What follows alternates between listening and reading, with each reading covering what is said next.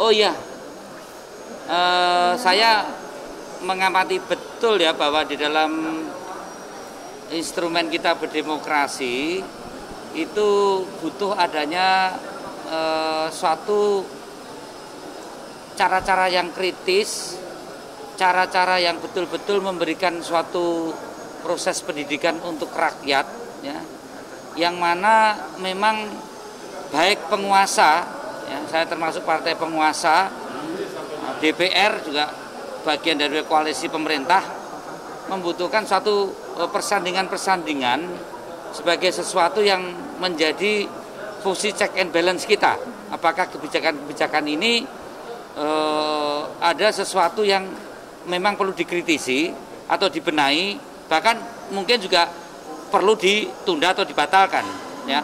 Saya kira proses inilah kemudian lembaga apapun, partai politik apapun atau kelompok apapun menjadi sesuatu yang penting dalam proses kita mewujudkan demokrasi yang substansial, yaitu akhirnya buntutnya adalah rakyat itu sendiri.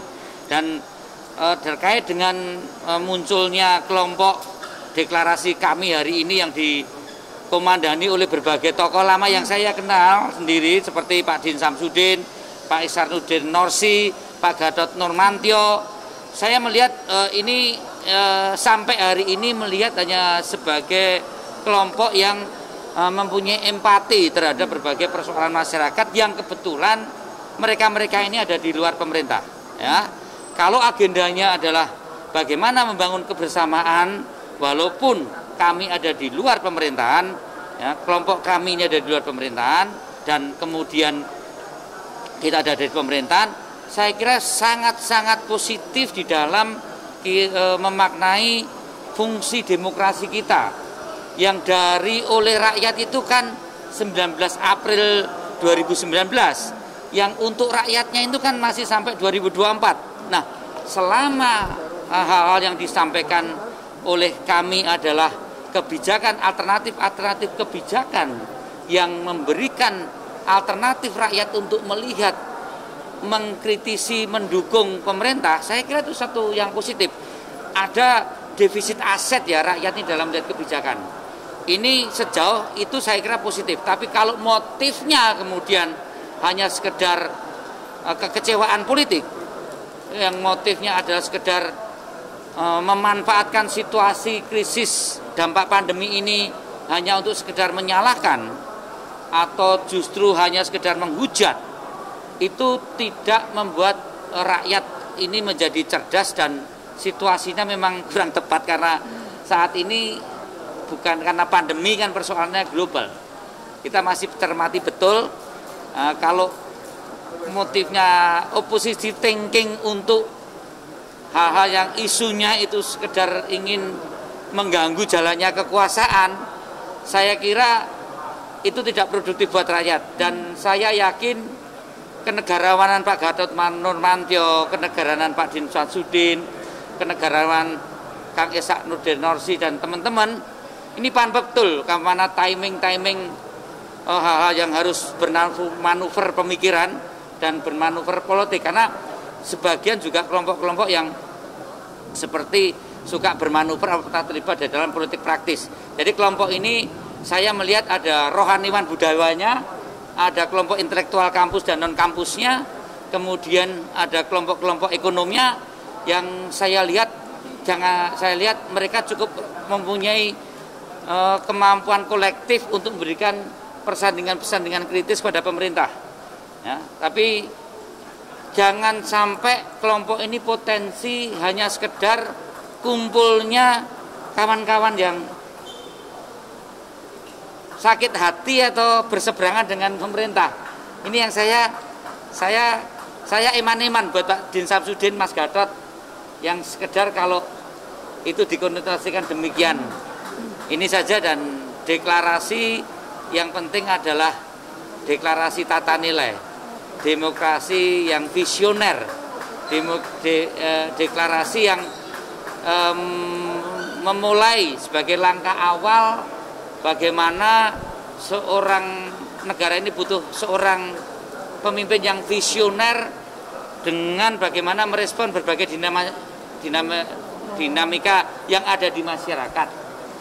Sistem demokrasi lewat partai politik dengan pelaksana pemilu yang menghasilkan presiden, yang menghasilkan gubernur, yang menghasilkan bupati wali kota, yang menghasilkan DPRI, yang menghasilkan DPR provinsi dan kabupaten, harus kita tradisikan sebagai satu mekanisme yang permanen. Jangan dibiasakan bagaimana kontestasi-kontestasi itu melahirkan suatu permusuhan-permusuhan yang permanen selama 5 tahun. Tradisi ini yang menurut saya para pendiri kami paham betul, jangan sampai kontestasi setiap pemilu melahirkan suatu permusuhan-permusuhan yang diamplifikasi, walaupun kadang bungkusnya adalah sikap kritis dalam era demokrasi. Berarti PDI mewaspadai gerakan ini atau kelompok ini menjadi munculnya ketidakstabilan politik, nggak Mas? Kita tetap positive thinking ya. Positive thinking PDI Perjuangan melihat itu diharapkan akan menjadi hal yang produktif. Seperti halnya PDI pernah menempatkan pada posisi partai yang di luar pemerintah, yang waktu itu kita jelas-jelas bagaimana oposisi atau pemikiran-pemikiran PDI selama ada di luar pemerintahan adalah bagaimana membuat rakyat ini cerdas di dalam proses memaknai kita berdemokrasi yang substansial dengan memberikan persandingan. Ada yang namanya offering, kalau pemerintah A kita selalu B supaya ada perbandingan. Tapi kemudian juga ada refusing, kalau itu kebijakan itu benar untuk rakyat, kita perlu berikan dukungan. Ini cara kita dulu beroposisi atau menempatkan partai yang berada di luar pemerintah, dan itu semua tetap dalam koridor hukum. Yang waktu itu kita juga banyak melakukan koalisi dengan yang namanya koalisi rakyat, dengan NGO, dengan ormas-ormas yang ada, untuk secara bersama-sama memperkuat posisi kelompok yang ada di luar pemerintah. Namun tidak ada sekalipun yang namanya Ibu Mega itu menggunakan posisi ini untuk mencari celah untuk mengimpeach seorang presiden. Saya pelakunya. Ya. Waktu pernah ada usaha untuk menolak hak angket kenaikan BBM, yang satu step lagi adalah bisa menyatakan pendapat, kita ngerem dan mundur karena itu tidak produktif, dimanfaatkan hal-hal yang bisa mengganggu jalannya politik pemerintah.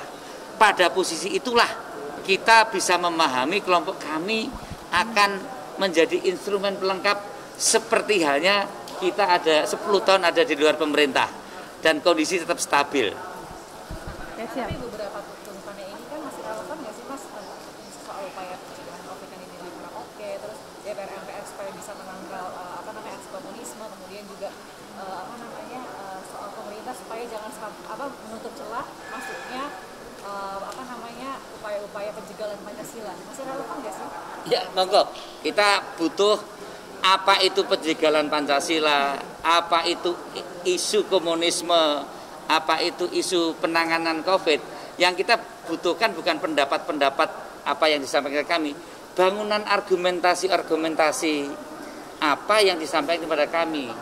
Komunisme itu musuh dunia, ya, mau CIA, mau negara manapun mempunyai data tentang gerakan komunisme. Ya. Cina itu kalau negara-negara yang lain jadi komunis, jadi nggak laku dia. Ya, itu yang saya katakan, ideologi komunis itu sudah ideologi yang sudah mati suri, yang sudah tidak bisa berkembang. Kalau sampai negara-negara ini banyak kayak negara-negara Korea Utara, pasar Cina, sistem ekonomi Cina itu mati, Pak.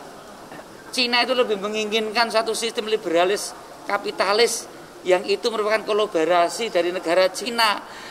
Nah, saya kira kayak Pak Gatot kan seorang jenderal ya, dia panglima ya.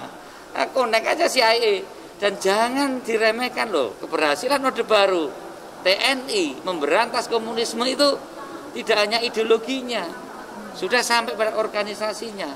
Dan PDI Perjuangan selalu menandaskan ini adalah partai yang Pancasilais dengan bekerja sama kelompok-kelompok nasionalis yang lain.